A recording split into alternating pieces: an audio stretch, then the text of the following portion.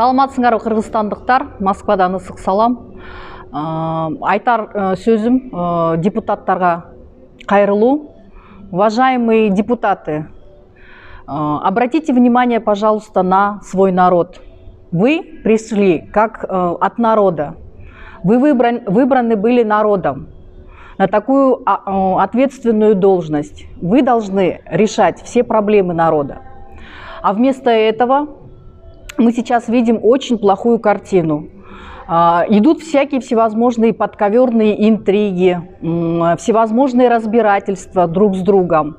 Вместо того, чтобы призвать людей к единству, объединению, вы, наоборот, сеете раздор между нашим простым народом. Пожалуйста, одумайтесь, прекратите.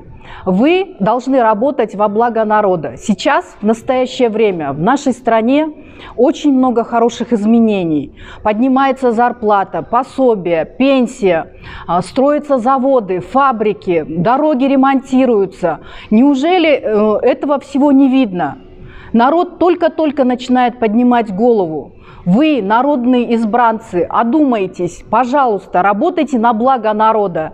Иначе ваше вот такое поведение до добра не доведет. Еще раз вам обращаемся от имени простых людей. Будьте с народом, и вы всегда будете с народом. Ассаламу алейкум, кыргыз элим. Мен Москвадагы мигрантмын.